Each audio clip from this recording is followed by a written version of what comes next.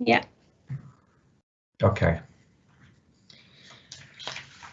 Okay, good morning everybody and welcome to this meeting, the first meeting of the Audit Committee being held virtually, and it's being live streamed to the public in accordance with the new local government regulations allowing virtual meetings to take place during the coronavirus pandemic.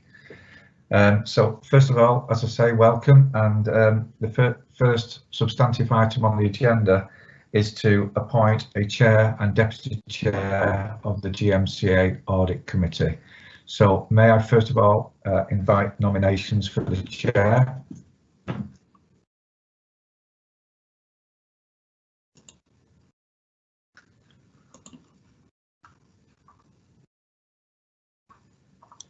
Move Gwyn. Okay, is that seconded? Seconded. Yes, seconded.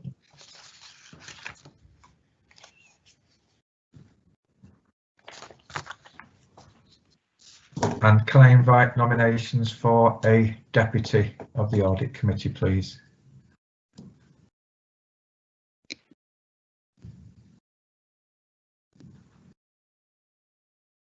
On mute. Can I nominate Sarah Russell? And can I have that seconded, please? Seconded. Second. Thank you. The next item on the agenda is to note the membership for the Audit Committee for 2021. In the papers that were circulated, there was an administrative error, and where it reads Susan Roberts, it should in fact read Susan Webster. So having noted that, can we move on to the next item, please? That next item is declaration of interest, and details are still being worked up going forward in terms of the annual declaration of interest. So really just at this stage, members to note that that revised declaration of interest will follow in due course. Next item on the agenda is item 6. Gwyn, do you wish to take over at this point now as chair to go through the minutes of the meeting previously held on the 15th of January? Yep, thank you very much, Steve. Well, firstly, welcome everybody. Thank you for that introduction, Steve, and for those first items.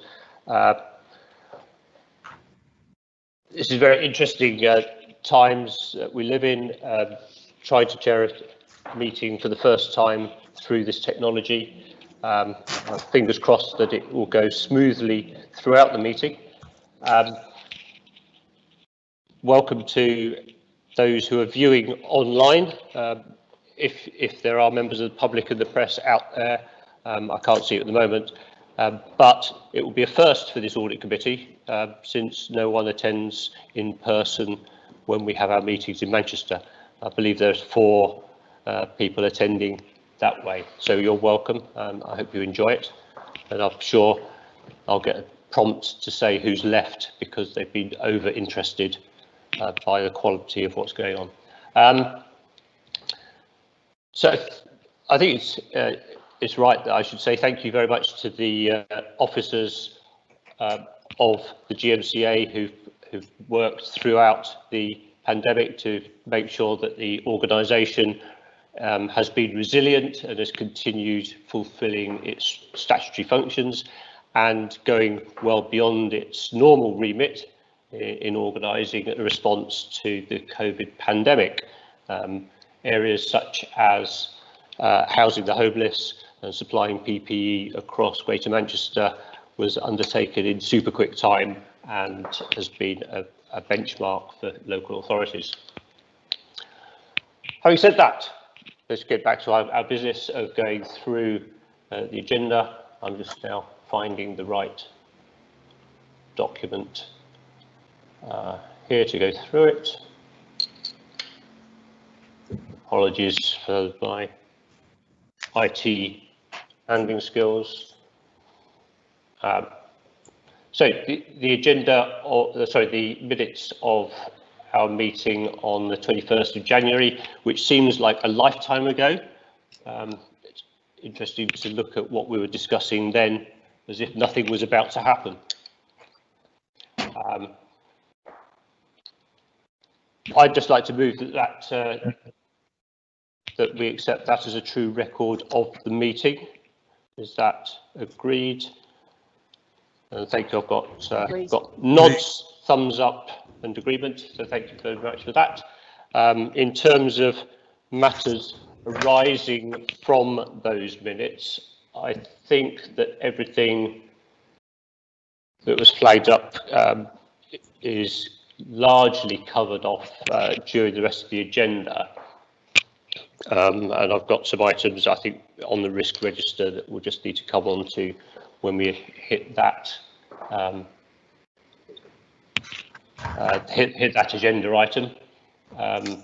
Internal audit progress is continued as a theme this time, and the audit matters will continue as a separate item. So I don't think there's any matters arising from there. Has anyone got any issues arising from that? Okay, we should move on then to item 6 of the agenda.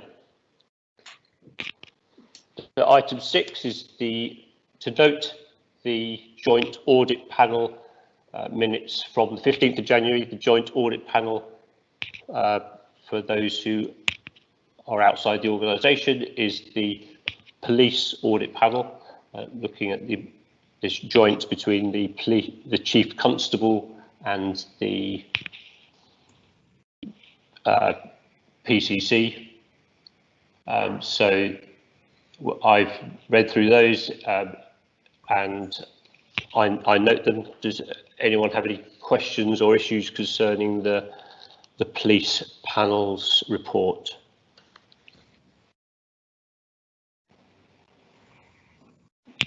Okay, we shall note that then. Thank you very much. Making sure I stay on the right. Item 7. Agenda item 7 is the GMCA Coronavirus Interim Corporate Risk Register, and that's presented by Sarah Horstmann, the Head of Audit and Assurance. I'll hand over to you, Sarah, to present that paper. Thank you. I'll just let Steve make you live. There we go. Thank you very much. Thank you, Chair, and good morning, everybody. I'm presenting here an update on the interim corporate risk register that we've created during this COVID-19 pandemic. As the Audit Committee will be aware, there's an established process within the GMCA to regularly refresh our corporate risk register. But in response to the COVID-19 pandemic, it was felt necessary that we should develop an interim specific COVID-19 risk register, because it became quickly apparent that there were new risks emerging, risks were changing, and it was also a very fast moving environment. So internal audit helped facilitate the process to create a COVID-19 risk register that would identify those new and emerging risks and issues that could be managed on an ongoing basis by the Chief Executive Management Team. So this paper it gives a summary of the risk register and really explains the process by which that risk register was developed and is maintained on an ongoing basis. It is owned by the Chief Executive Management Team, who were instrumental in developing the risk register. We went out to all the directorates within the GMCA to identify what their current risks were as a result of the pandemic, which identified a large number of risks. And then we escalated those that were of higher importance onto this corporate level risk register that is now maintained by CEMT on a regular basis. Going forward, moving into the recovery phase, we anticipate that this interim risk register will actually be subsumed into the general GMCA corporate risk register, so that we won't be maintaining 2 separate registers, but they will actually all become one. Because as we now understand, we will be living with COVID for some time, so it makes sense that it's actually all reflected in our strategic risk register going forward. So I anticipate probably from Q2, Q3 of this financial year, it will all be subsumed into one risk register. Just to reflect the fact that Greater Manchester Police, Transport for Greater Manchester and Greater Manchester Fire and Rescue Service also has their own risk registers. GMP and TFGM are dealt with and reviewed by the audit committee, the respective audit committees for those organisations. The Fire and Rescue Service risk register is reflected within GMCA's risk register and risk and management arrangements. The paper that was distributed really only summarises the risks that are on the register. The audit committee does scrutinise the detail of the risk register outside of this forum and has done that, but this document really gives a flavour of the types of themes of the risks within that COVID-19 risk register and summarises the process so that we can provide assurance to the audit committee that those risks are being identified and managed on an ongoing basis. So it's really to invite questions from members as to whether you are satisfied with the process that is being undertaken to manage those risks. Thank you, Chair.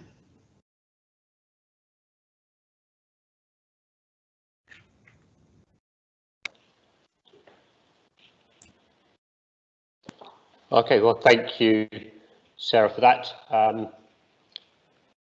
As you say, we have looked at the emergence of this risk register and a degree of detail behind each of these headings. And thank you very much for doing it. And I say it's good to see that the format of a risk register is becoming a key way of working for the CA, so that the risk registers, that this one and the general strategic risk register become the drivers of discussion, debate and action, which is a great development that we've seen during the course of the last 2 to 3 years.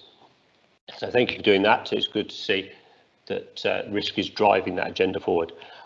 I was going to open it up to questions. I could see that Grenville has a question.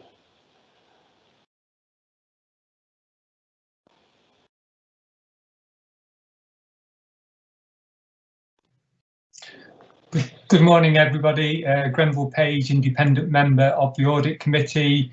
Appreciate the risk register is evolving. I just wondered, and I appreciate that the health authorities and the local authorities generally are looking at issues around emerging health inequalities, but I was just wondering what consideration was being given at GMCA level in terms of having a coordinated response around the issues that are in the papers and nationally known around health inequalities.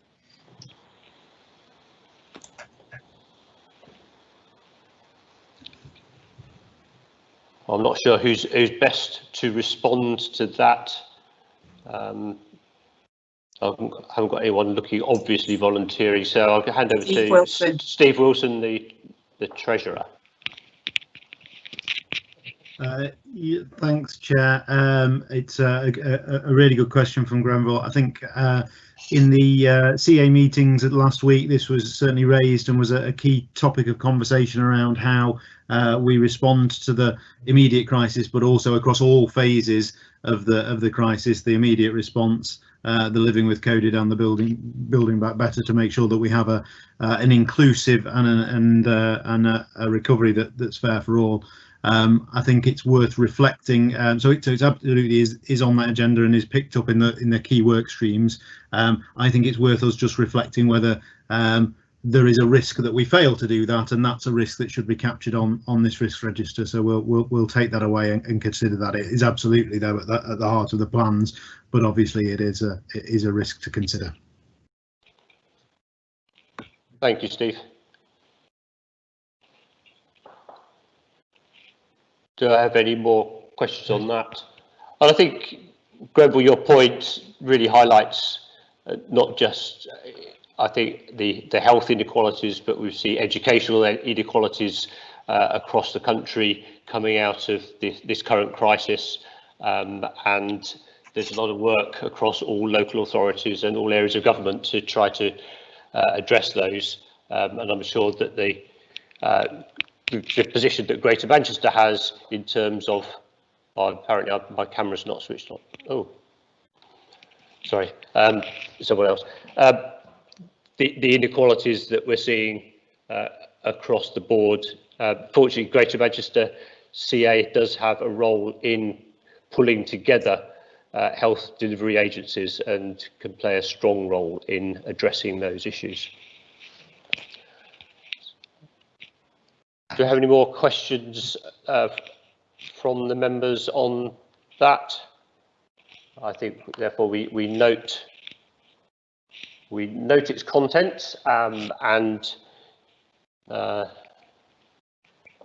believe I've got a question from Councillor Russell.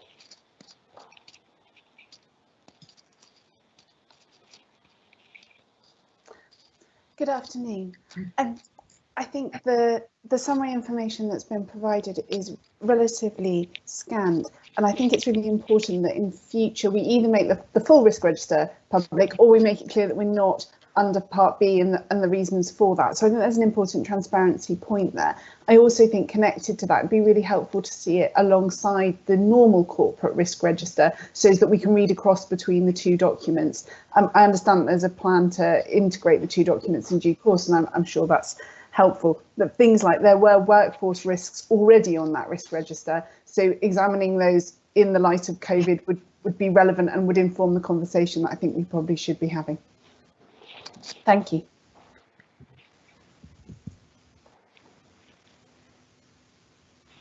Thank you, Councillor Russell. I agree entirely with that.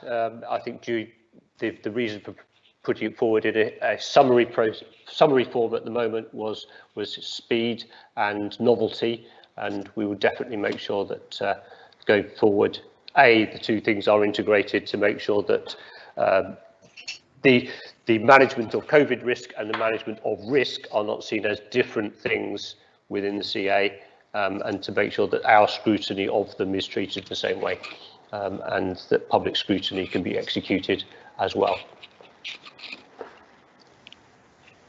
Does anyone else have any points on the COVID risk register? In which case we shall move on. I think the next item is a review of the effectiveness of internal audit, item 8.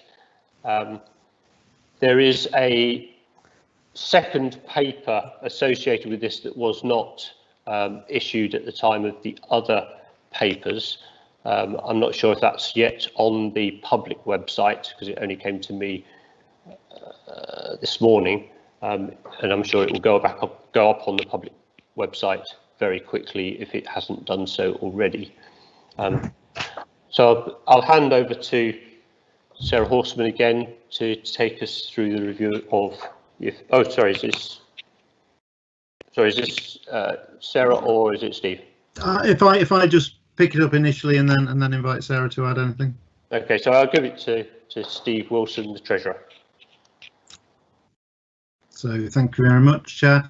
So yeah, apologies that the appendix didn't go out in time. So if people haven't had a chance to read that, then do feel feedback on that after the meeting. Just wanted to say a couple of things. So this is a review of the effectiveness. It looks back at 1920, and then the attachment that we've now sent out is also looking forward into the plan for 2021 and making sure that that's considered to be in line with the Chartered Internal Auditors Code of Practice recommendations.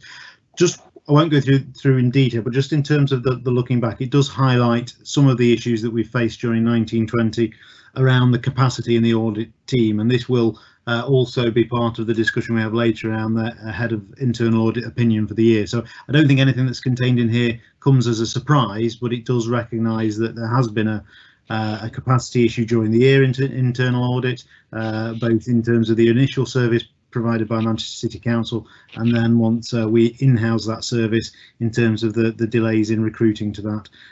So as I said, I don't think that will come as a surprise. Important to note we are now fully established within that team, so we have dealt with those issues, but obviously it did have an effect in 1920, and they're recognised in the review of effectiveness. But aside from that, again, as we'll see in the Head of Internal Audit opinion later, the work that has been done has been both done to a high quality and has come back with strong results. But there has been that issue of capacity, so I think we'd all acknowledge that during the year. Happy to take any questions. I don't know if Sarah wants to add anything to that. She might want to answer the questions, though, if they're too hard for me.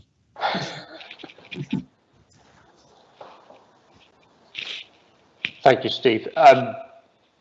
In terms of the look back, I agree there's no surprises, and it's, as much as anything else, the COVID pandemic has been a great disappointment for internal audit. I'm sure in that as soon as they got up to speed, everyone was locked down and sent home. Though they have made a huge contribution, I know, during the current phase, supporting Greater Manchester, and have now recommenced the programme of work, and have obviously provided support around the development of the COVID response risk register. I do have a question, just respect of the quality assurance improvement programme going forward, and that is not so much about the assessments, but when do we plan to have an external review of performance? I'm conscious that as far as I know, we haven't had one at all, but I also recognise that there's not much point having one in September, looking at an audit function which we know has been historically struggling for staff and resource, and during the pandemic has obviously been curtailed in some of the activities it's been able to do. So just wondered, is that something that we plan for 21-22? Sarah? Yes, I can take that.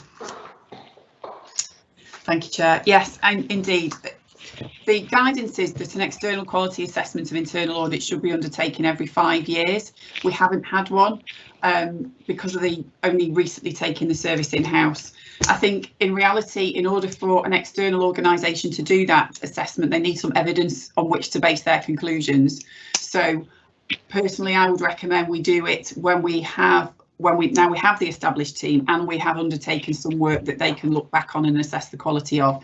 So I would say it's a minimum of the end of this financial year. There obviously is some disruption within this financial year, but that in itself could be a good test of the resilience and the way internal audit can adapt to those situations. So I would say 21-22 would be a good time to do an external quality assessment of the function, and it also means it's not too long into the tenure of this new in-house internal audit team, so if there are things that need addressing that are identified by an external review, they can be done so quickly before kind of less optimal practices would be established. Not that I think they are, but yeah, I would recommend after perhaps a year of operation, as we are. Thank you. Cathy Scivier has a question or point. Yeah, Cathy Scivier, independent member. I just really wanted to make a comment that, I mean, this has very much been Sarah's first year, and really just to congratulate you on your leadership of the internal audit function, because I know it's been really tricky in terms of trying to recruit new people and then being hit with what we've been hit with. As an independent member, I do really welcome your leadership of the internal audit function, and I think that we can certainly we're starting to see some real improvement and a direction forward in terms of the infrastructure of internal audit. So thank you for that, and also thank you for responding to the things that we've asked of you over the last year. So I just wanted to make that comment. Thank you.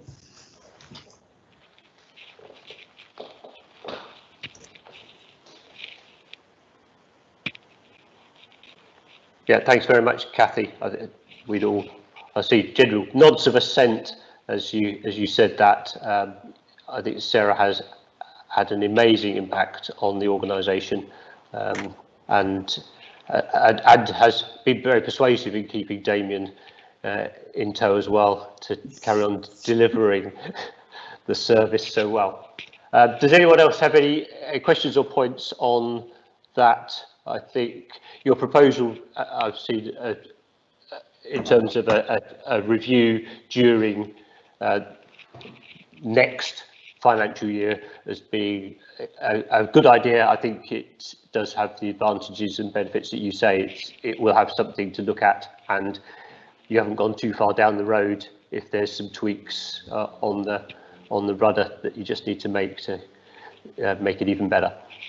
So we'll note that, approve it, whatever it is else we are required to do at the end of that item.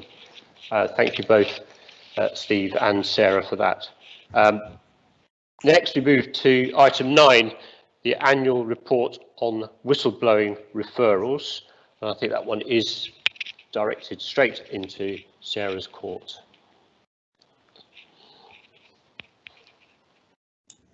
Thank you, Chair. So in line with the GMCA constitution, it's required that the Audit Committee sees a summary of the outcomes of any whistleblowing referrals received in the financial year. So this is that report. In my tenure, we haven't done this before, so I wanted to set out the process by which I would report to you, the process by which that when in receipt of whistleblowing referrals, what we do with them and what the possible outcomes of those are. So this report predominantly talks about the process as well as giving you the results for 2019-20. We obviously are very mindful of confidentiality in relation to whistleblowing, and absolutely maintain the confidentiality of whistleblowers and other parties involved when producing these reports. Section 3 of the document explains the possible outcomes. There are instances where we do get reports that actually aren't within our remit. So we would refer them on to other appropriate internal procedures, whether they be grievances, misconduct, disciplinary type issues, referred to other parties. We have had instances where we have been notified of something, but actually it isn't within GMCA's remit, so we refer it on to other parties. There are instances where they are closed with no action taken, or where investigations are undertaken. So that section 3 gives you all the possible outcomes, and then section 4 is a summary of those outcomes for 2019-20.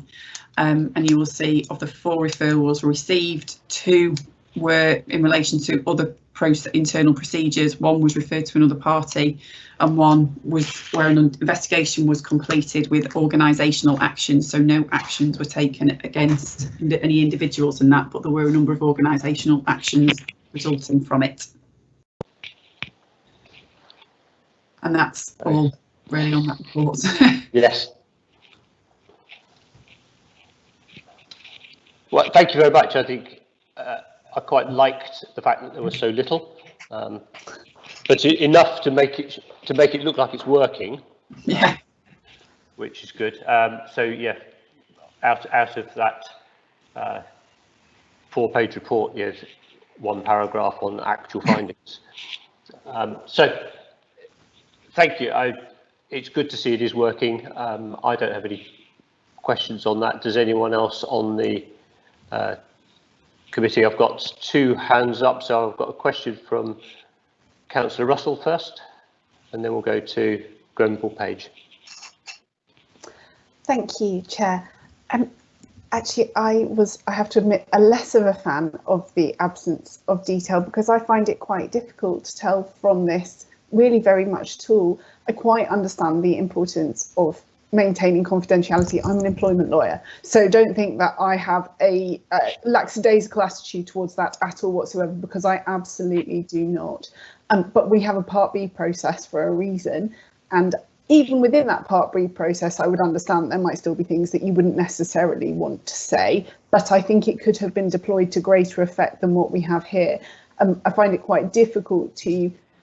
I feel the purpose of the Audit Committee is to have overall assurance about the systems of control, but without understanding really where those systems might not be working, leading to a whistleblow, you can't cross-refer that information back to the other financial information we have and the other forms of information that we have. So personally, I'd like to see quite a bit more detail in this report in future, but acknowledging those things that I mentioned. Thank you. Thank you. Thank you. Point noted that we could take forward, this being the first report, and we could look at how we enhance the reporting to give us a clear action. I think that probably comes around in terms of where there's organisational actions. Is that whole-scale revision of the finance function, or is it a minor tweak to a small area of procurement, etc.? I don't know, and it probably is. It is a valid point to understand the scale and nature of the organisational actions that have been highlighted in a whistleblowing report. As I say, as you point out, to the extent that to do so maintains the appropriate levels of confidentiality. Grenville Page, you have a question, I think. Yes. Hi everybody, Grenville Page, independent member. Thank you for the report, Sarah, really useful. Can I just ask, drawing on experiences from other organisations, whether we are assured or confident, and we've tested, that actual staff have a full understanding of the whistleblowing procedures in other organisations? Sometimes there's a disconnect between the assurance, but actually there is evidence of lack of understanding at times in organisations. So just a question whether we're assured that people do have that understanding of the whistleblowing process should they ever need it. I can answer that, hopefully. Thank you, Grenville. As part of our anti-fraud and corruption policies and programme, we would look to make sure that any whistleblowing procedures are publicised and understood by the organisation. Within the financial year, I did do an article within the internal news around whistleblowing to make sure that everybody's aware of the policy. We do our fraud and corruption policies and programmes are ongoing, so we will look to ensure that any training and awareness activities are undertaken to make sure that that is the case. But insofar as the policies and procedures are published, they are, and also this kind of awareness communication that I did within the year, but there is ongoing activity as well to take forward. Thanks. And Councillor Boys, I think, has a question. Is my mic still live? Yeah. No, you take it quite straightforwardly, like this figure of 4 on whatever basis. How does that actually compare with the previous period? Do you got figures for the previous 12 months or 12 months before that, or what have you? I mean,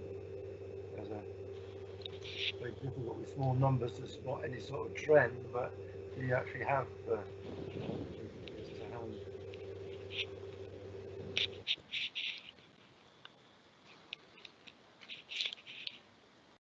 Sarah, are you able to answer that question? Or I'm not, I would have to go back and look at okay. the previous. Yeah. From my own recollection from the previous report or reports of the previous head of audit, where the numbers have always been very small in terms of I think between 2 and 6 directionally, but we can go and check that again. What I would say is I'm pleased to see that we are making people aware of this through the newsletter. It's an area where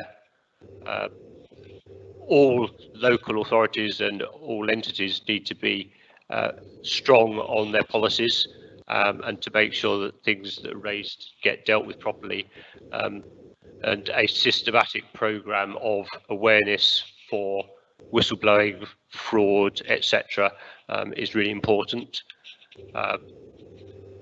So it is preventing stuff happening by the presence of those things. So if people are aware that it's being reported and the whistleblowers will be protected, it does reduce the level of fraud and misconduct. So if you could report that back perhaps next time to have a quick look and answer Councillor Boy's question. Are there any more questions on that short report? No, in which case we shall duly note it, and I think we'll stick with Sarah Horstmann with item 10 of audit action follow-up.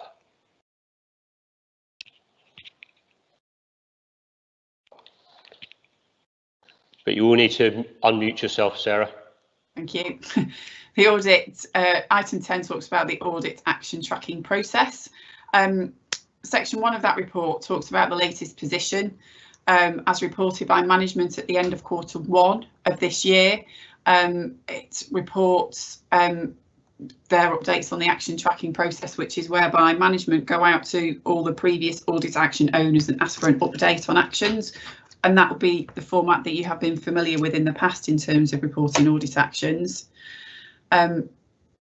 One thing, during the year, we've reviewed the action tracking process and have agreed to take that process and the monitoring of that back into the remit of internal audit. It feels more appropriate for internal audit to be doing that monitoring as we are issuing those reports.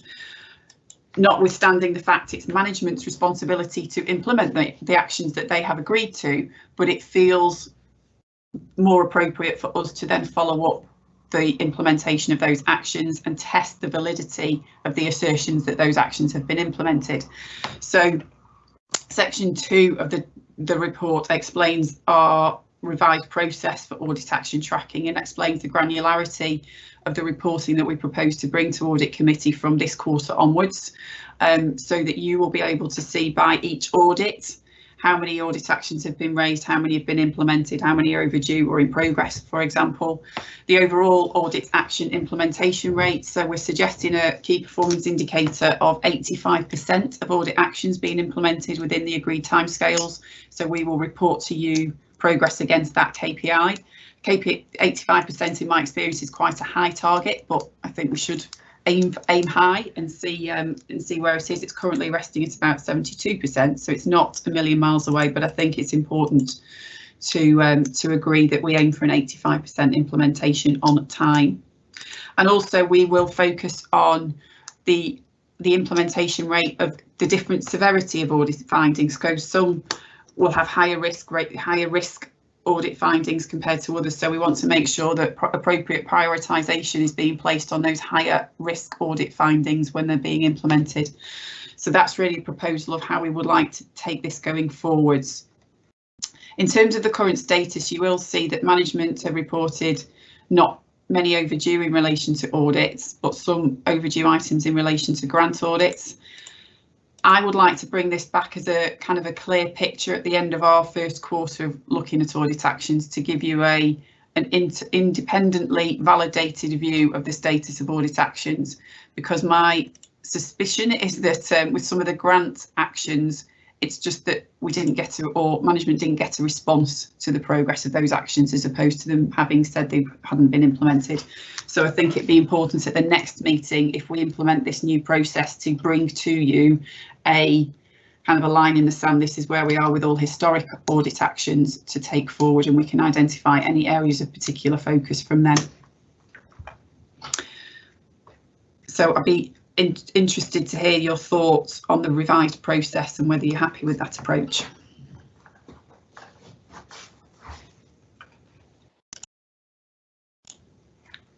There's a few people who've got questions. If I could go first to Councillor Russell and then Grenville Page and. Thank you. There were previously some limited assurance opinions. They don't appear on this tracker. Have all outstanding recommendations from those been successfully implemented? And are you comfortable, given that it sounds like previously you haven't been involved in checking that implementation, that if they are now being reported as implemented, that you're confident that they really have been implemented? I can answer that. Thank you. I would like to respond to that question the next time we meet, because that's the activity I want to do in this quarter. So we're assuming this process from Q2. So I want to be able, as I say, we'll focus on any high risk findings, any previous limited assurance opinions, to make sure that all those actions have been implemented, and we'll do some sample testing to make sure where management asserted that they have been implemented, they had, so that we can see evidence that controls are in place and are operating. So I will hopefully report that to you at the next meeting.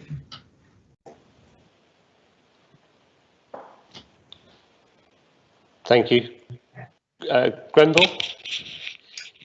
Yes, thanks, Sarah, for that. I think you may have already partially answered this question, but there's a couple of audit reports from a year ago that have a number of recommendations that are saying there's no actions due and there's no actions overdue, which implies that none have been taken forward. Is that correct? Because the time frame of a year before any management response needed seems a long time. And then just a general comment, very much support your proposal. And one of the things that I've been used to at audit committees is having an ongoing audit tracker that picks up all the audit recommendations, so it can be updated at each meeting instead of having to wait for an annual review. Thank you. Thank you, Grenville. I completely agree. We have now developed that. We've now got a kind of a basis for that audit tracker, so we are now maintaining that, which we will use to report to you on a quarterly basis, but that will keep up to date.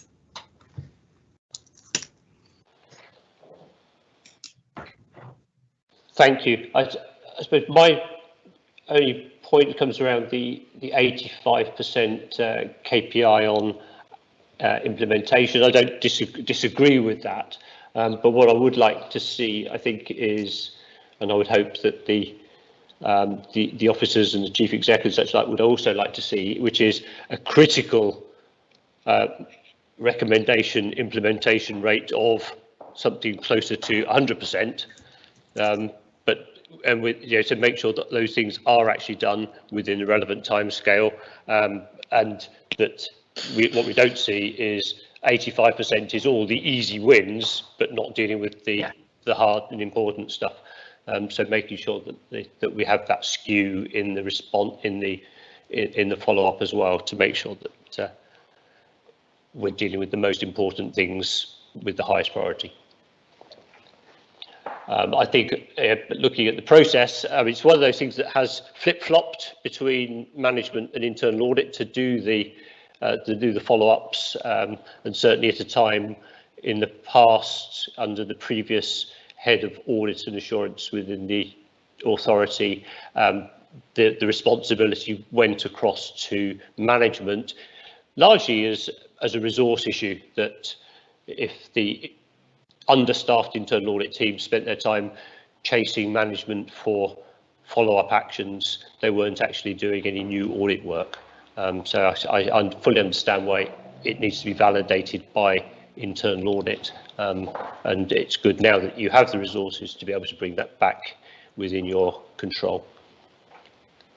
Excellent. Any more on that?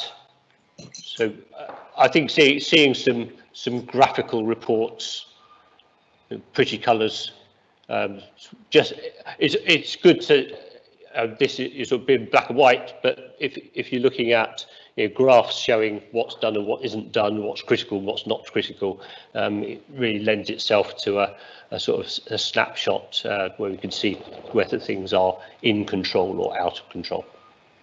So thank you very much for that. An excellent report. Again, I'll just drop my pencil, so disappear off there. So continuing with you, Sarah, you're very popular today, as always.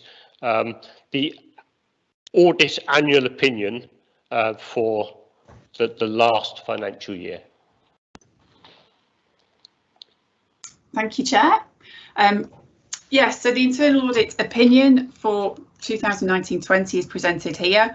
As you will be aware, under the public sector internal audit standards, I'm obliged to provide an opinion on the adequacy and effectiveness of the organisation's framework for governance, risk management and internal control.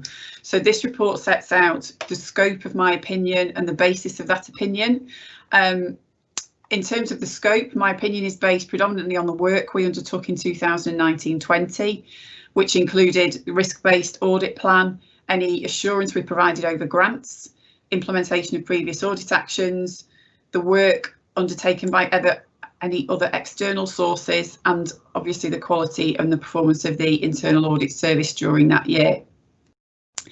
No internal audit opinion will ever purport to say we have provided assurance over all risks within the organisation, because internal audit work is only ever undertaken at a point in time and predominantly sample tests transactions, so we can't ever say that we can provide full assurance, but we can provide assurance over the work that we've undertaken. So within section 3, you can see then the opinion that I am giving for the end of this year is limited by volume, and I think that by volume is a very important nuance this year, because of the resource restrictions that we've already referred to in this meeting and in previous meetings. The audit work undertaken was less than the anticipated within the plan that was agreed last year because of the recruitment exercise that was undertaken. And that is very important to note. It wasn't the results of the internal audit work that we performed that make it a limited opinion. It's purely by the volume of work that we were able to undertake because of resources. So I'm hoping that comes out clearly in this document, that that's the reason why it's limited and it's not because of what we were finding within the audits. The table at the bottom of page 37 provides the rationale for that, which again I hope is clear. Within the rest of section 3, I talk about risk management, corporate governance and internal control and the findings within that for each of those audits and the audit work undertaken. And importantly, the impact of COVID-19 on this opinion. The majority of the work was undertaken pre-March 1920, so the impact is actually quite minimal on the 2019-20 opinion, but obviously will be significant next year. But I just wanted to make clear in this report that the impact is actually not very great on that opinion. And then section 4 goes on to talk about what the kind of the substance behind the opinion. So I talk about the internal audit work performed, the number of days that was delivered compared to the plan. It also lists the opinions of each of the reports issued during the year. I also analysed the findings between what was delivered this year to what was delivered last year. The number of days actually was fairly similar across the 2 years, even though it was less than anticipated. So it's interesting to compare the numbers of findings and the types of opinions across the 2 years, and you'll see they are fairly similar. Also, summarise here the grant work that was undertaken, implementation of audit actions and the effectiveness of internal audit during the period, which refers to the report we've already discussed, and then briefly summarise some of the other sources of assurance that I've been able to use to come to that opinion, which was a report by the Information Commissioner's Office, the HMIC FRS inspections of the fire service, and the operational assurance activity that is undertaken within the fire service as well, which is a really important part of the assurance framework. And then the appendices to the report summarise the possible opinions that I could have given, and so you can see there where in the rankings this limited by volume appears, and also just for background, the levels of assurance that are provided within each audit opinion, so that you can see how they rate again compared to what they could have been. Any questions on the opinion?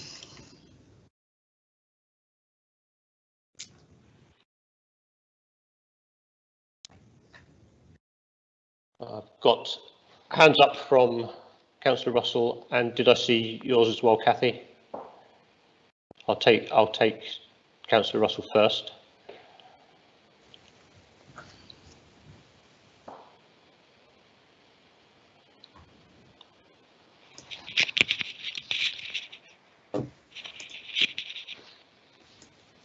Thank you. There we go. In terms of the limited assurance, I understand that it's limited by volume, but I suppose overall, for an organisation with the amount of spend that we have, that's still a bit worrying. And in a context in which obviously next year is going to be challenging as well, I find it more worrying. So I suppose my sort of concern would be, what are we going to do to make sure that we're not in the same position next year, given that you're going to obviously face significant challenges this year, because we can't have limited by volume for 2 consecutive years. I don't think that would be acceptable. Thank you, Councillor Russell.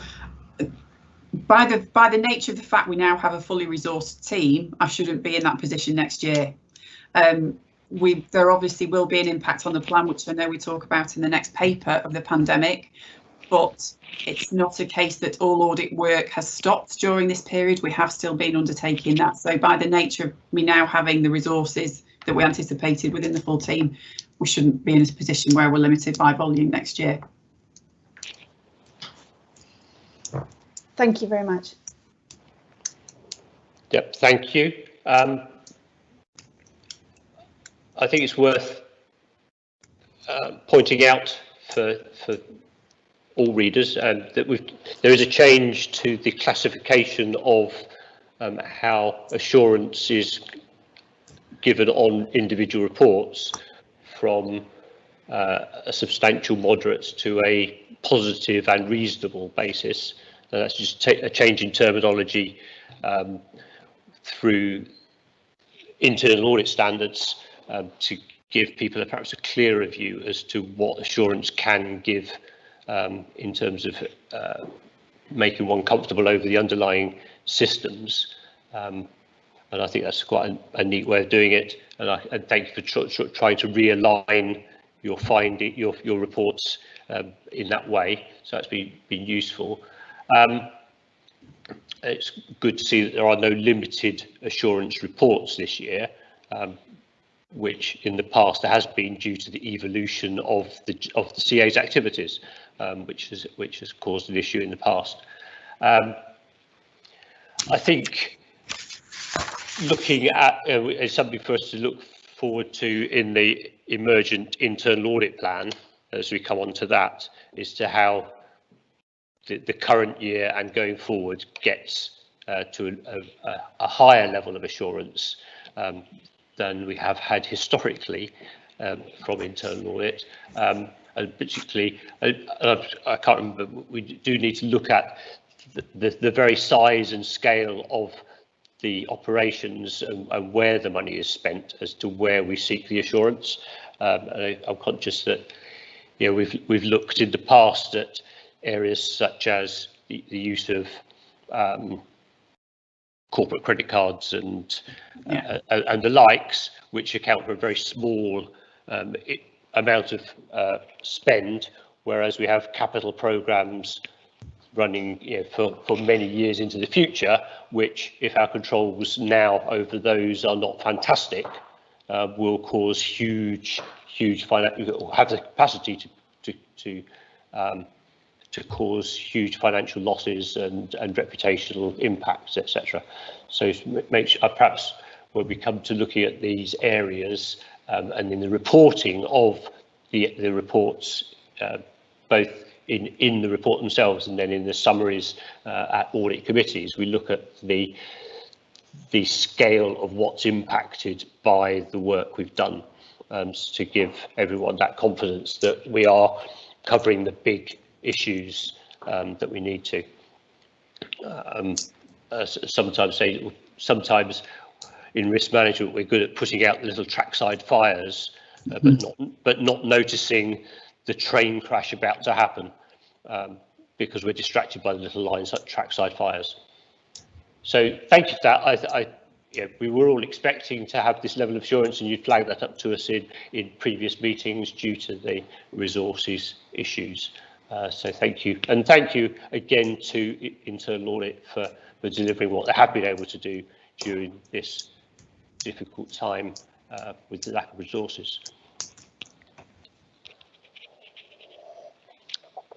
So that report is noted. I think that was what we were required to do. And we'll move on to the internal audit plan. So,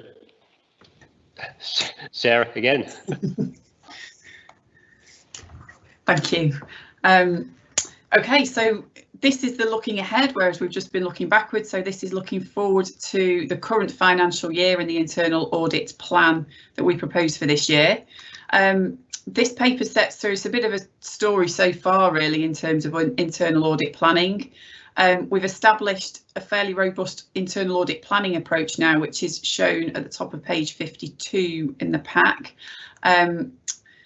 We go through an exercise to understand what the audit universe is in internal audit speak of, so all the possible areas that could be audited within the combined authority, and then within each of those assess the risks associated with each of those areas that could be audited, and then based on the risk assessment determine the frequency in which we would undertake audits in each of those areas. So the audit planning process really commenced in early 2020 when we undertook that risk assessment activity. We had got to the stage of developing a draft internal audit plan that we took to the senior leadership team in March, a week before lockdown. So we hadn't got to the stage of bringing it to the committee because we were just at the process of taking it to the SLT in March in anticipation of our April audit committee. So what we did in May, given the fact that we know the risks have changed because we've already discussed the COVID-19 risk register, we revisited the risk assessment process. So we went back to stage 3 effectively in the audit planning process and redid the risk assessment, the impact of which was most risks within the combined authority have increased, and there are some new risks emerging as well. So we needed to take those into consideration when developing a new plan. We have come up with a new plan, which is which I've included later on, and that has been through to the fire service corporate leadership team and also the GMCA senior leadership team and the chief executives management team. So internally, we've circulated and socialised this plan to make sure management feel it's an appropriate plan to take forward. Then in section 3. And Chair, I think this hopefully addresses some of your comments just previously around materiality.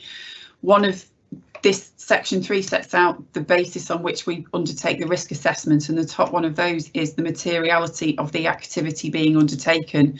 So we give each of those bullets a particular risk impact score. So the higher the materiality, the higher score that particular audit area will be given. So for the likes of, for example, adult education budget, which has a significantly large materiality factor, that will be given a higher risk rating than purchase card type expenditure. So we are trying to build into our risk assessment process that materiality aspect, as well as a number of these other things that can make them activities more risky, such as the pervasiveness of what it does, how it impacts service delivery, the reputational impact on the CA, health and safety impact, strategic statutory responsibilities, etc. So we've tried to develop this risk assessment model that takes all of those things into consideration. And then we also assess the likelihood. We also take into account anything we already know about the control environment. So if we've recently done an audit that provided good assurance, we know that unless anything has changed, that still should be valid for a certain period of time. So we also take into consideration anything like that. The resulting risk score then drives the frequency in which we would propose to undertake audits in each area. So moving into section 3.6 of the report on page 54, you'll see the results of our risk assessment here. So we've listed all the directorates, all the auditable units within the directorates, the optimal audit frequency, and then the flexed audit frequency. I think any internal audit department will always say in an ideal world they will do more work than they have the resources available to. So this flexed audit frequency reflects reality of given our internal audit team and the size of our team, what we would feasibly be able to do. So you can see the frequencies change somewhat there, but not actually that significantly. So it's not saying that we can't do the majority of what we would hope to do anyway. And then section 4 is the proposed 2021 internal audit plan, so should map to the column in table 3.6 of what we would like to do in 2021, then is reflected in the actual plan. So there's a number of audits in here. Some of these we had originally proposed to undertake when we'd undergone the planning process earlier in the year, but obviously some of those are new and have emerged because of the COVID situation. The ones that spring to mind are we are undertaking a review of the mortuary commissioning programme. We are proposing to undertake a post-event assurance type activity because we know fraud risks have increased over the period because of circumvention, not necessarily deliberate circumvention of control activities, but just in the nature and way things have been processed over the lockdown period, that controls may have been circumvented or processes may not have been followed. So we'd like to do some post-event assurance of payments made during the lockdown period to identify anything that looks unusual or different, to make sure that they've gone through the proper processes. And also we're currently in negotiations, in talks with the fire service around undertaking an audit of workplace regulations and compliance with the COVID-19 workplace regulations on fire service properties, and then when the CA office is open again, also in relation to all CA premises, which hopefully would address one of the key risks around health and safety of employees and staff. And so some of the other items, there's a lot of corporate services type audits within this year's plan, and to me that feels right to get the kind of the back office audits done soon, so that we can make sure that those pervasive activities are in place, that the controls are there and they're operating effectively. I would like to also make sure that we cover corporate governance on an ongoing basis, so cover something around corporate governance every year, so introduce a programme to make sure that we're covering all the SIP for Solace type items within corporate governance, and then also focusing on some of the large programmes like waste, obviously has a large, from a materiality point of view, adult education, working well type, some of those larger programmes that we deliver, as well as some work within the fire service. We're currently undertaking an audit over pensions administration, and hoping to undertake one around the fleet and the training centre. And then at the back end of the plan is the ongoing audit activity that we will do on an ongoing basis. So participation in the Information Governance Board, our activities around risk management, audit action tracking, whistleblowing, and any ad hoc advice and support. And I think the final point I would like to make on this year's plan in particular is that it will need to be agile, so that we can respond to any changing risks as they may or may not happen during the year. So I will propose, as I normally do, to bring a progress update to you every quarter, but if something happens quicker than that, to obviously communicate with the Audit Committee should we propose any significant changes to this plan based on current risks. So happy to take any questions on that. Okay, great. Thank you very much. I've got a question there, or I'm getting feedback from someone. So, Councillor Russell.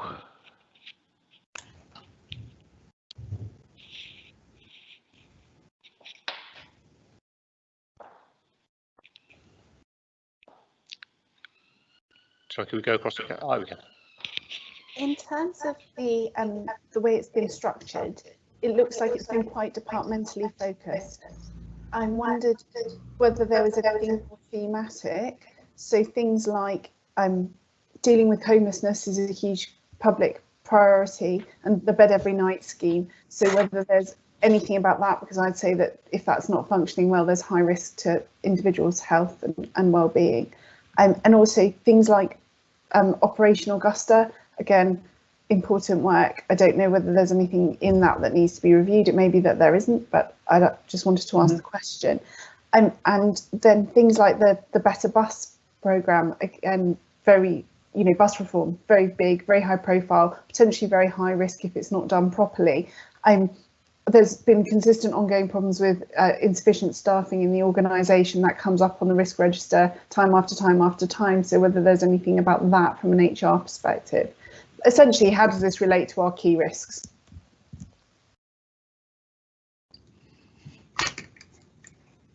Thank you. Yes, so trying to take those points in turn. We have structured it by directorate.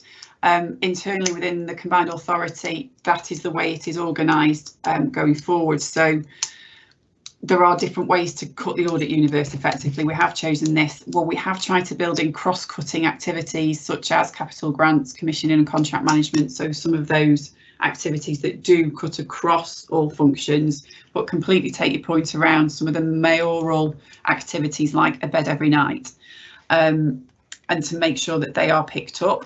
I do, behind the plan, I do have a mapping of how we map to the corporate risks, which if would be useful, I can share that as well, because I have made sure that we have matched off corporate risks to the risk register as well, so I can share that. Thank you. I think that'd be really helpful and useful to understand. Okay.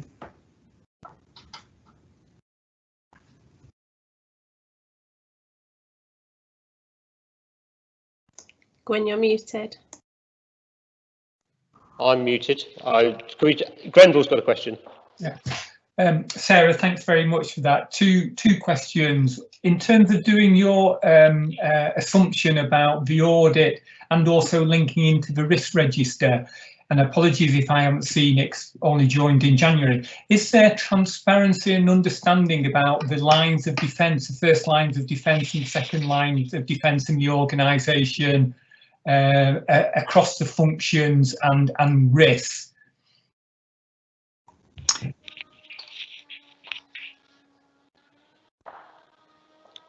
Thank you, Grenville. I think that's going to evolve, because one of the activities we want to do is develop that assurance mapping. It's not in place at the moment, and I think that's a function of the CA essentially being quite an immature organisation, having only been established in 2017. So that is something we want to do, and make sure that we do clearly map the lines of defence across the organisation and where all the sources of assurance are from. Thank you. Thank you, Sarah. Can we bring Steve Wilson in?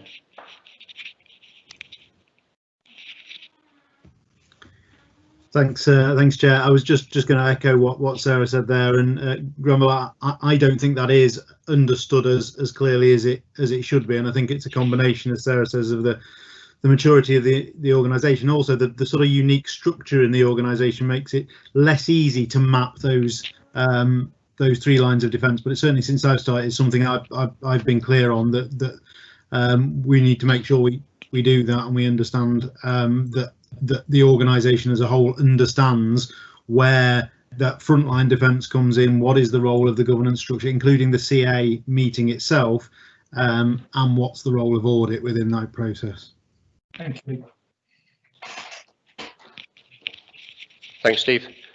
I think from my own perspective, I think the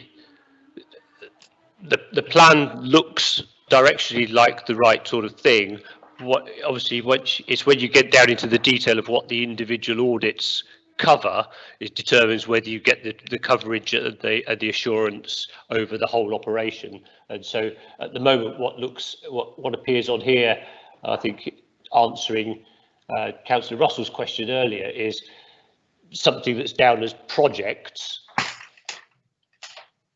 Could be one thing or another, and it's actually the devil in some respects is in the detail as to which projects get picked and in what way and at what stage, as to whether you're looking at the implementation of a project, or if you're looking at the sort of post-delivery review of a project, as you're going to get different answers and different value to the organisation.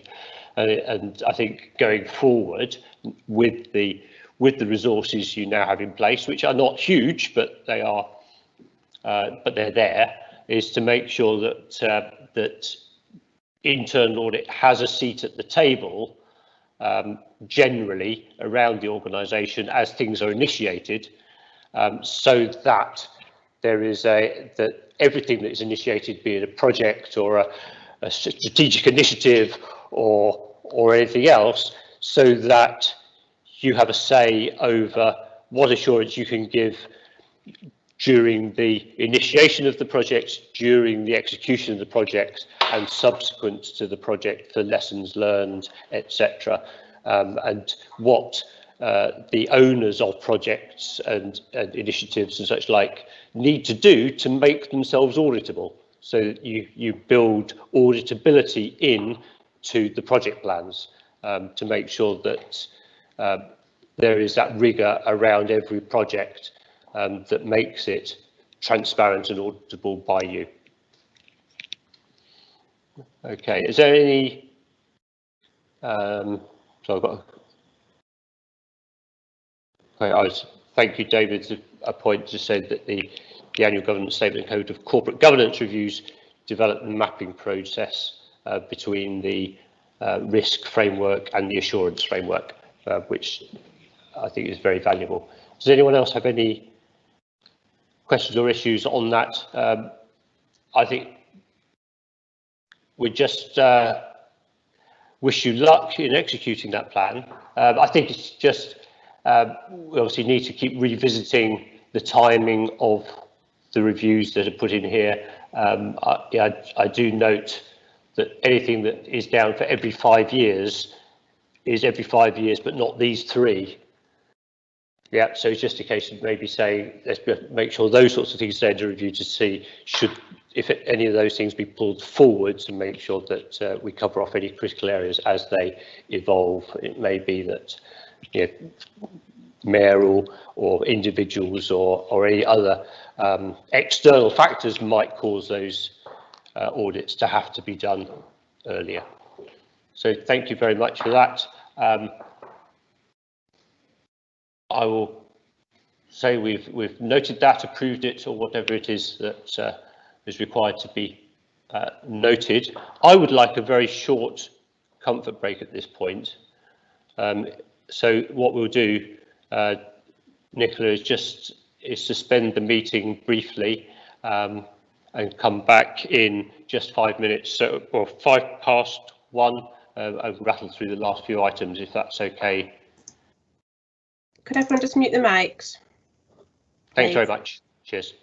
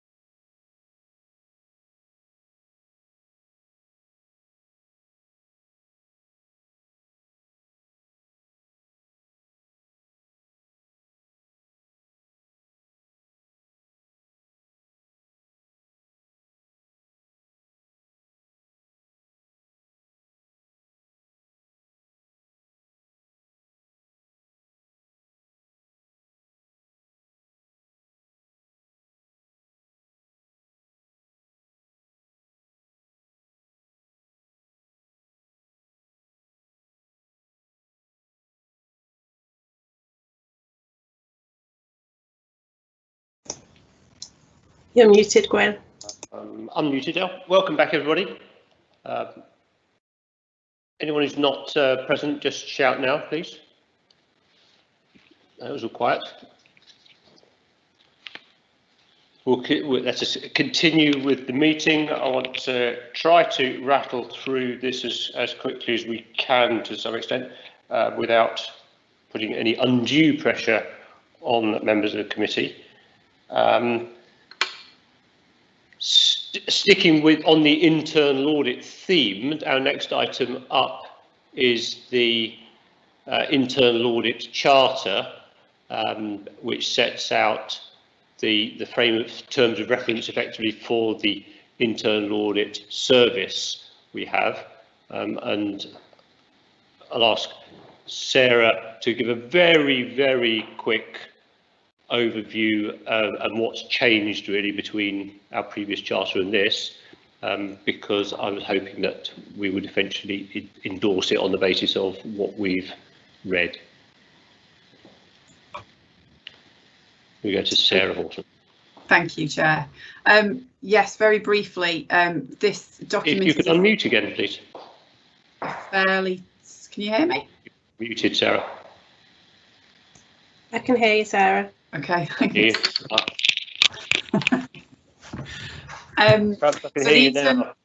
the internal audit charter is a fairly standard document in the respect of it's required by internal audit standards to set the mission, purpose and authority of internal audit. We review it annually and present it to the Audit Committee for approval, but in terms of any significant changes, there aren't any significant changes in what we would normally propose to you. So very briefly, it covers any definitions required, the access of an authority of the internal audit team, our independence, responsibilities, how and if and how we provide any consultancy services. So that's any audit work that doesn't provide an assurance opinion. Our responsibilities in relation to fraud and how we work with external audit and how we place reliance on other sources of assurance. So I propose to take the report as read, if that's okay, but obviously take any questions on it.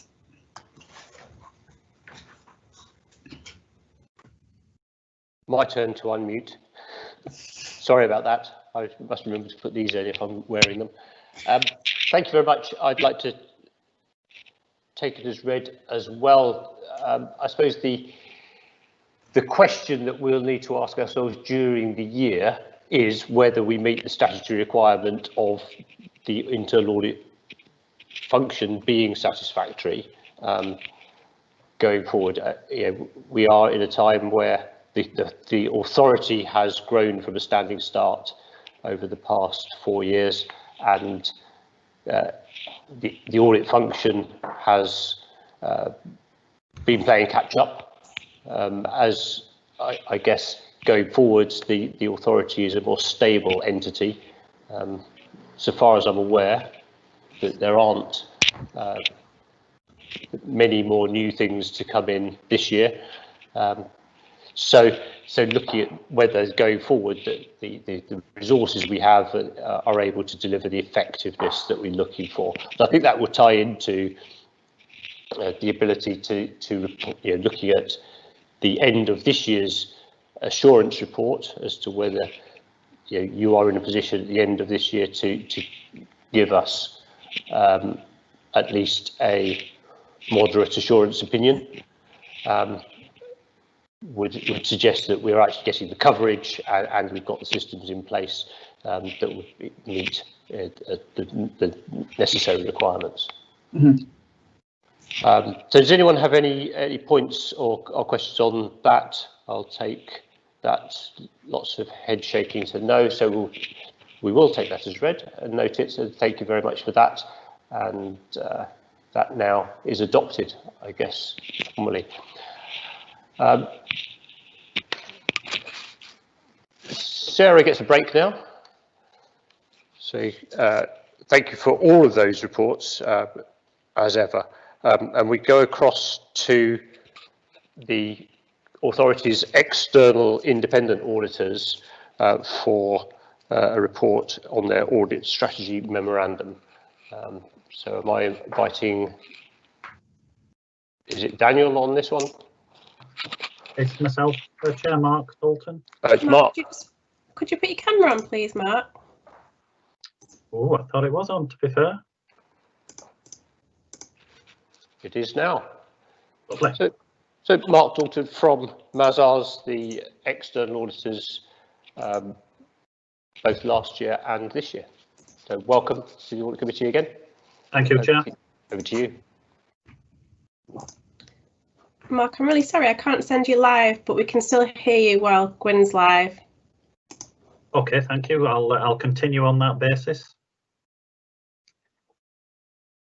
So thank you, Chair. Yes, Mark Dalton, External Audit Engagement Lead from ZARS. We will, Chair, take the report as read, but given that it is perhaps one of our main communications for the year, we will, if we may, Chair, just skip through the key messages. I'll let Daniel take you through those messages in just a moment, and hopefully we can get him on camera. But by way of introduction, the Audit Strategy Memorandum sets out our responsibilities as your external auditors, and that's in relation to auditing your financial statements and also in reaching a value for money conclusion. So our Audit Strategy Memorandum describes our audit approach, and it highlights our proposed testing strategy to address the audit risks that we've identified in relation to your financial statements, and also our consideration of value for money risks.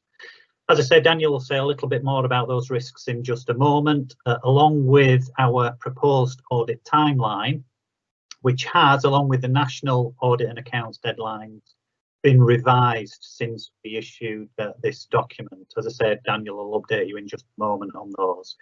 A couple of points I wanted to bring to the committee's attention, if I may.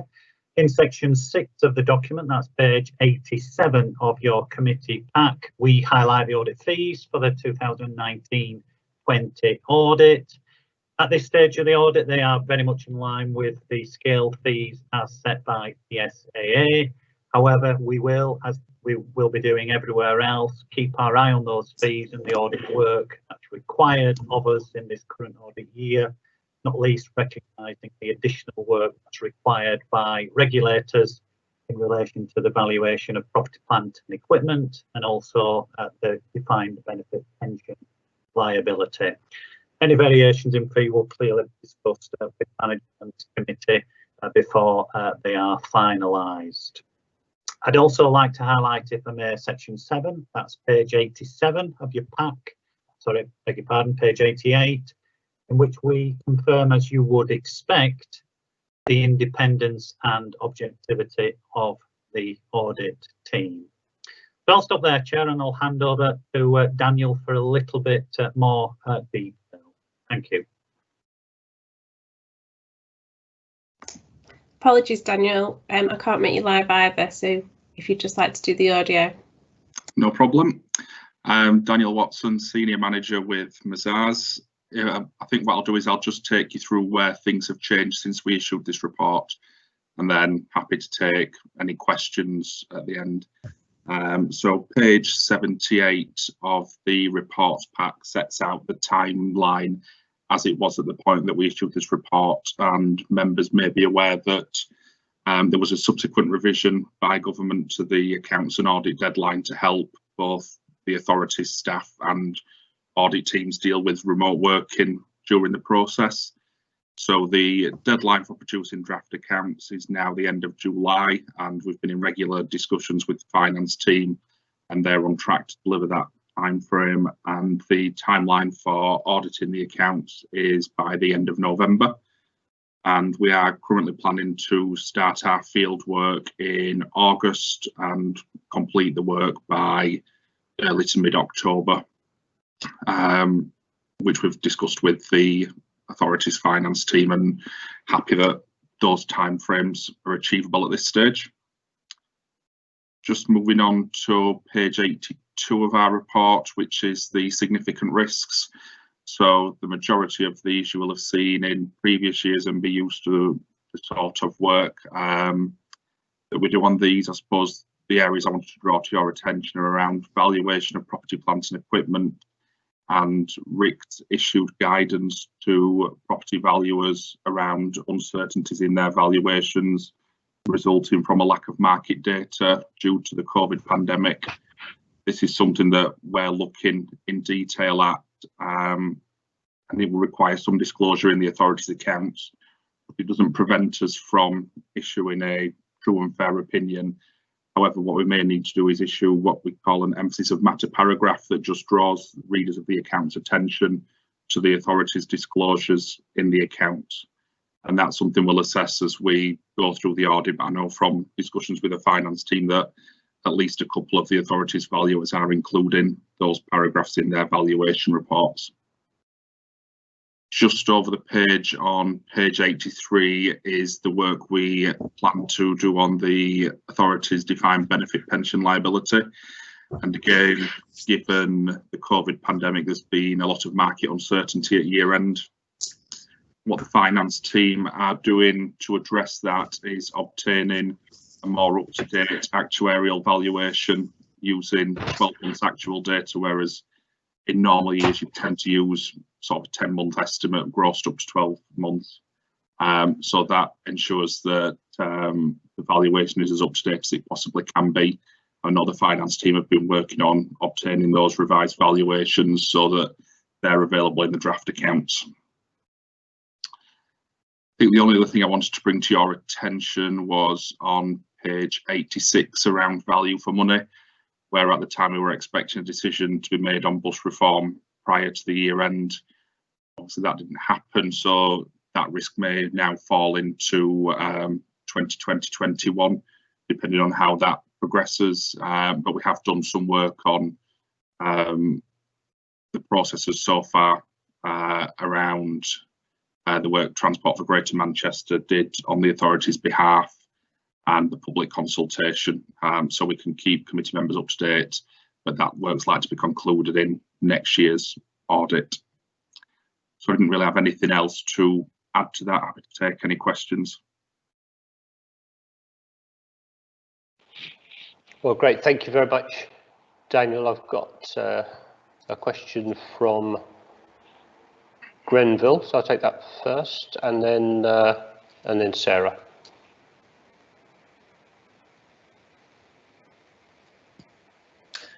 Thanks for that. Just a couple of questions. On the references to IFRS 16 and the leases, is that likely to have a significant material impact on our balance sheet? And presumably the balances will have to be restated. So that's the first question. Second question, in my other roles, the auditors obviously nationally have been taking an increased focus around the going concern concept, and I haven't seen any reference, and the question was, will you be doing any additional work around the going concern, as is happening in lots of other organisations and sectors generally? Thank you. So in response to the first question, IFRS 16 has been deferred in the public sector for another year. So whereas this year we would have expected to see some disclosures around accounting standards issues not yet adopted, because it would have come into effect in 2021, that's now been deferred a year. So we wouldn't expect to see anything in your balance sheet as at the 31st of March 20. And in respect to the second question around going concern, yes, we will be doing additional work, and it's something we're keeping a watching brief at the moment. You can imagine there's lots of press reports at the minute around the financial position of authorities across the country, and we are having regular discussions with both the treasurer of the CA and also of the group body, so TFGM, GM Police, because that going concern assessment really needs to be taken at a group level in your accounts, in addition to looking at the authority's single entity going concern assumption. So we will be looking at that, and I know Steve and his team are in the process of developing a robust going concern assessment to support the disclosures in the accounts. Thank you. I would sort of pick up something on the audit, the going concern issue. obviously is impacting local authorities, but we have significant loans to developers, etc. It's a significant part of the activities of one consolidated subsidiary and the authority. So maybe that's a question for the Treasurer and for you, Daniel, about looking at those areas for the audit and for the accounting. Steve, first, maybe. Yeah, thanks, Chair. I was going to pick up the going concern point when we get to the paper on accounting policies and issues, because obviously it will be an issue of focus more this year than other years. And I can direct members of the Audit Committee to the discussion we had at the special CA last week that looked at the overall financial position across the whole of Greater Manchester, including the individual local authorities and some of the issues that they've raised around going concern, some of the discussions in the press around potential Section 114 notices. So there is lots of work going on that. I think it's fair to say on the GMCA side, whilst we will do that work and we'll bring that to the Audit Committee next time around going concern, the immediate pressures are less than they are around as they are being faced by individual local authorities. I think the risk of some of our lost income around business rates will be about what we're unable to deliver as a result of that, because that is non-recurrent money that is being invested, and we'd prudently not committed all of it. So there won't be an immediate financial impact, but there will be some potential risks to being able to deliver the sort of things that we want to deliver, particularly in terms of supporting the recovery and some of the investments that might have expected to be at the forefront of the recovery work. So there is a challenge there. There's a longer term challenge around Metrolink revenues, where we're awaiting the next output from the Department of Transport in terms of funding Metrolink. There is a significant shortfall in funding, but that has been covered by government grant up till the end of July. So with small loss of about 1.8 million up to the end of July on Metrolink, but we await further settlement. The long-term impact, if that isn't forthcoming and we do suffer ongoing losses on Metrolink, won't push us into immediate going concern issues, because we have significant reserves on that side, but those reserves are committed and they're part of the long-term financing package for the capital investment across the Metrolink service. So actually that's a programme that takes us up to 2040. With us repaying the debt that's been taken out for the Metrolink extension. So cash-wise, it's not an immediate issue, but long-term, we will, if that income is lost permanently, then we will need another way of meeting those debts over that longer term period. Oh, and sorry, the other point you made, Chair, was around the investments, and obviously we keep an ongoing watch on it, on the investments, both those already made and those to be made. So all investments that were currently being made have a COVID impact assessment within them, and we've also reviewed all investments that are currently outstanding. And we're not flagging up any significant risk, and certainly nothing over and above what we've covered through previous provisions. And you'll know on the Housing Investment Fund there is a significant underwriting from central government for the first 60 million of losses on that. So at the moment there's nothing over and above the provisions that are already in place, but we continue to monitor that on a close basis. Okay, thanks. I don't think I need to go to Daniel on that. That will just all come within the scope of the audit. Councillor Russell, do you want to ask a question even if you can't be sent live? My question is just, when will last year's accounts be signed off? Because it's been some time now. I think the accounts have been signed off. The whole of government accounts were the last bits outstanding. Well, it depends which year. We always get a bit confused which year is which year at this time. So the whole of government accounts has dragged on from the 18-19 accounts. 1920 accounts. As Daniel said, the deadline is now the end of November. Our intention is to get the audit completed across August and then and into September, and then we'd be looking to schedule a meeting probably very early on in October to finally sign them off, which still gives us a month's breathing room before the final deadline.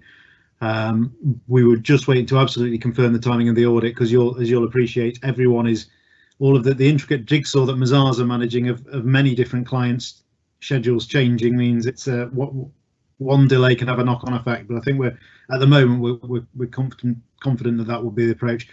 In terms of draft accounts, we'd want them completed for the end of July, and they'd come to an audit committee in early August. So early August for the sight of the draft accounts, and early October for the audited accounts to be signed off is the current plan. Thank you. Can I just clarify as well, Chair, the whole of government accounts for 2018-19 were signed off in early May, and we issued our certificate at that point, so the 2018-19 audit is now informally closed. Thank you. Grant. That almost slipped by underneath the radar. A question here from Councillor Boyes. Do you want to come in on that one, Chris?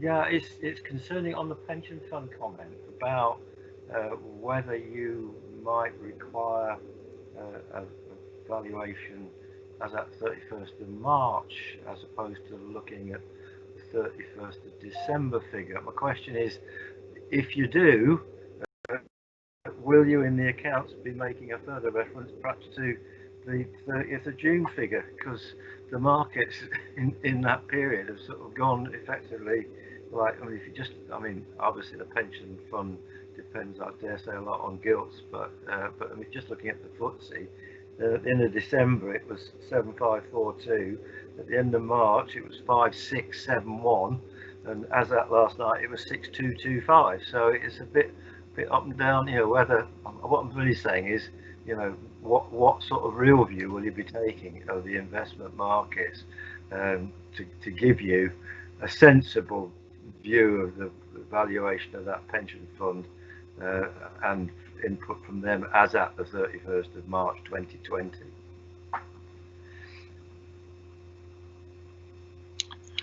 So in terms of the valuation, that needs to be done at a point in time, which is your balance sheet date. So that would be the 31st of March 2020. Part of our audit procedures places reliance on the audit team of Greater Manchester Pension Fund and the work they do on the pension fund accounts. So in terms of the liability in your accounts, that will be based on what will become eventually the audited pension fund accounts. One of the things that finance teams are reflecting on is whether they need to include some disclosure around that market uncertainty, particularly in their post-balance sheet events disclosures, and whether they just need to make it clear that it's subject to more uncertainty than in normal years given the level of market uncertainty, but you wouldn't update the valuation for anything in June because that's after the balance sheet date. Right, I mean, so I think you just answered my point. In fact, basically there could well be a comment about reflecting continuing considerable more uncertainty than in previous times, as it were, due to like coronavirus and fluctuating markets. Thank you.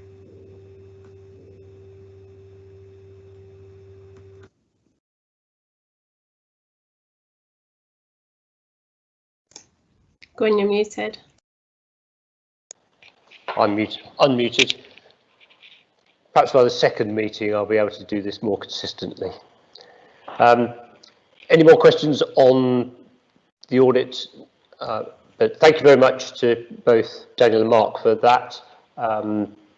We will obviously keep this under review. I'm sure I will be speaking with Steve over the coming weeks and months to make sure that there isn't slippage, or where there is slippage, or whether other issues raise their heads, during the process to make sure that we can finish this audit and the accounting process as efficiently as possible. I think we're due an efficient and effective year going forward.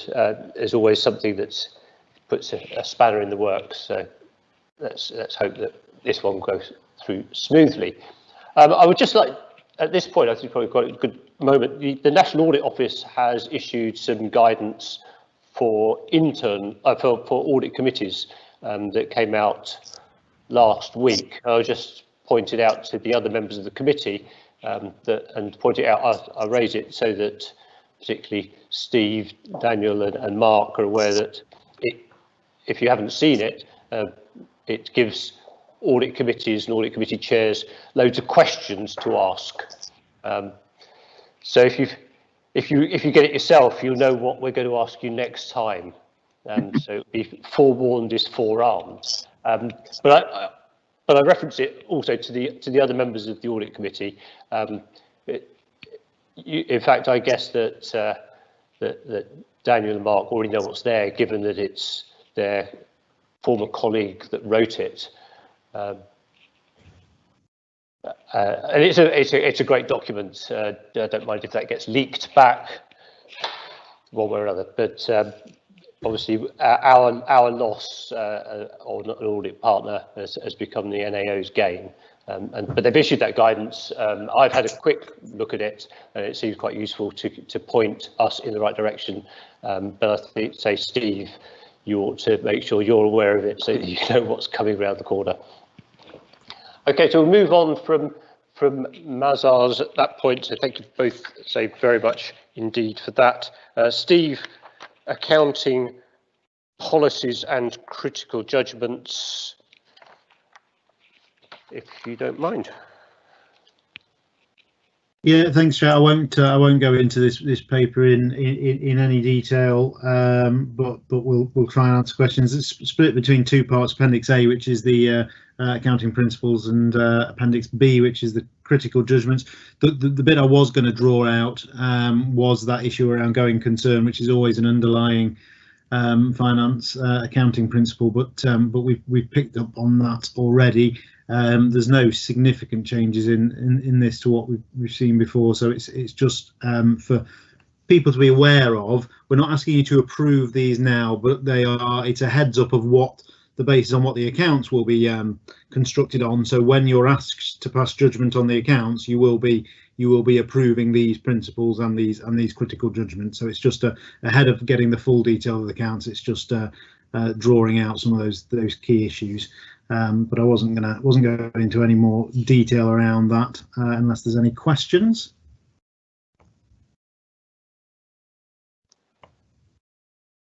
So I'll throw it back. Anyone got any questions on that?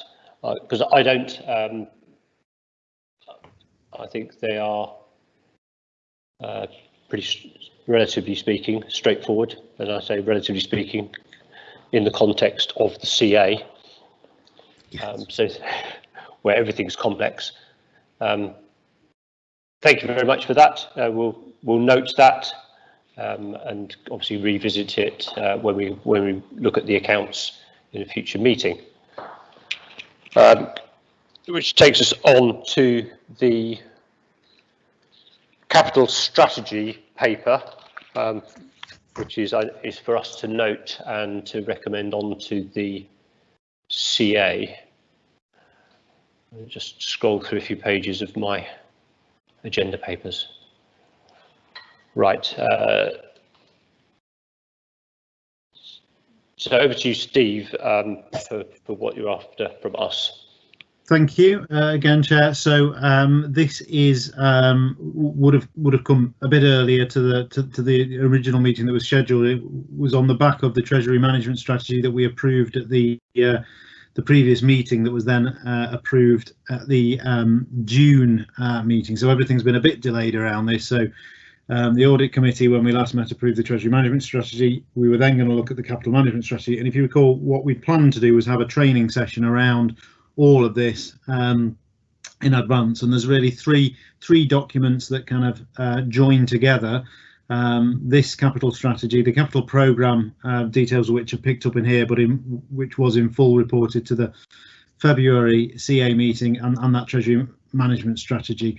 Again, I won't go through it in some detail, but what this is seeking to do is kind of link the technical document that we looked at last time in the Treasury management strategy through to the aims and objectives of the CA and the 10 priorities of the CA, and make the link between the technical work that's being done to manage cash and the purpose of that management of cash, which is ultimately to make the right level investments in the capital programme, and that the capital programme that we're investing in supports the overall vision and strategy of the combined authority. We are still really keen to do that training session. It just didn't quite work within the time limits today.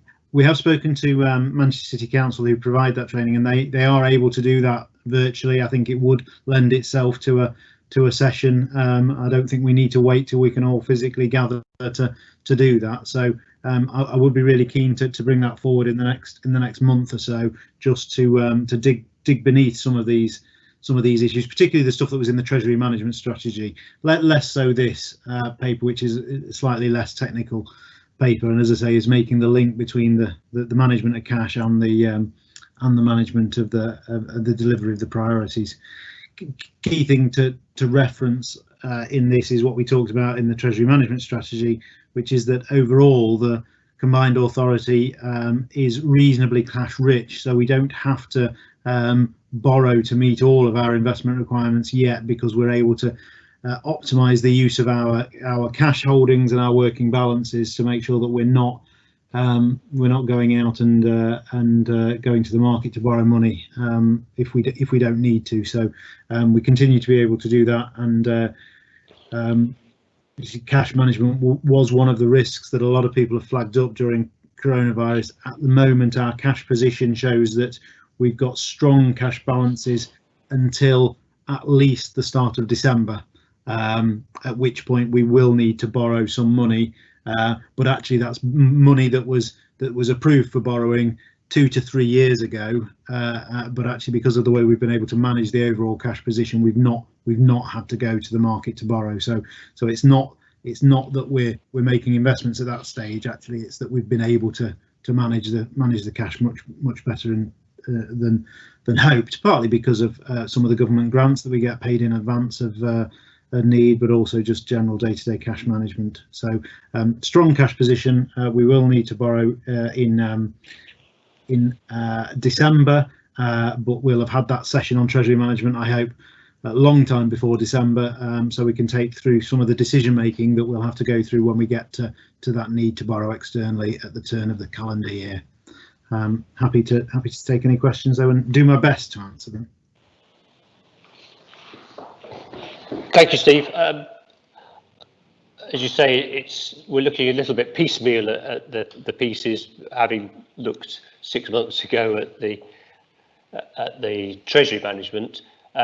I suppose in that training session, which I think would be really useful, is to look at, I suppose, given the remit of the Audit Committee, is looking at the 3 strands and understanding the controls over the meshing of those things, so that, because I suppose what we don't do and we perhaps don't see is almost the third strand, which is the actual capital programme and how it meets the mayoral objectives at the moment, and just sort of seeing all that tying together would be really useful. And I think, and certainly the councillor members of the Audit Committee will definitely pay.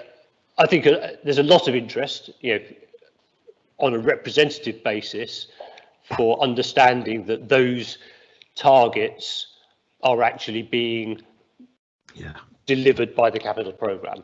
And whilst I recognise that that's a CA board level thing, that what we're looking for is to get the assurance that the controls and the processes and such like in place to make sure that that is what is being delivered. not something else, and that, Yes. and particularly with a historic, I use the word underspend, recognising that's not quite the right word, but historically there's a lag between having money in and spending, and that there are always delays in the procurement, commissioning, and then delivery of projects, and looking at things around climate change as being an example where slow initiation means that you will run out of time to deliver some of these things, is to make sure that we're on top of that whole process, to make sure that the controls and then the assurance side of it are all lined up, to make sure that the CA achieves those objectives with the money. So as you rightly point out, we've never had to be overly concerned about the cash flow side, though I recognise that at the CA meeting on Wednesday last week some questions were raised, but I don't think got answered due to time constraints, about the use of the CA's reserves in some of the activities that were being proposed. So yeah, I don't know the answer to those questions, but I recognise that the districts are asking questions about the CA's finances and how they'll be used to bail out, I guess, the projects that are being driven through the COVID response, and that might, I guess, impact our own view of the CA's finances. I don't know what the answer is, so I'm only saying we need to be aware of that as we go forward to see what the outturn is in respect of that contribution, if any. Yeah, and I should just say that we will make sure next year when we do this again, hopefully in much more normal times, whatever normal will be, we'll bring those three things together at the same time so that you can have a proper consideration at that point. Great, thank you. Has anyone got any questions on the capital strategy? No, so thank you very much, Steve, for your presentation and for the report, and so we'll gradually get it all coming together. We will have a new normal, that's the point for next year. It will be normal, but it will be new. So covering off now the work programme for the coming year, I was just going to note it. Has anyone got any questions on the work programme? I think we've agreed it before. We've looked forward to those things, and I don't propose making any changes to what's there. Though I'm hoping that going forward we'll be able to reintroduce our training and deep dives, to particularly for the benefit of new members of the committee who've yet to do a deep dive on anything, having joined us as we sort of went into lockdown. But we should have that programme up and running and getting various senior officers from around the authority to come and present to the committee. So hopefully we can get on top of that one again between basically Steve, Sarah and myself. The final item is dates of future meetings. I believe we do have dates, so it has been slightly flexible of late. Do we know when the next meeting is due to be? So I've now lost the meeting. And there's a meeting back. Sorry, we've. I was just speaking then and realised I was muted. So we do need to finalise that. So we'll do that in the next. We were just waiting to make sure we were clear on the timetable around the audit, so that we could land the next two meetings, which are both going to be focused on the accounts.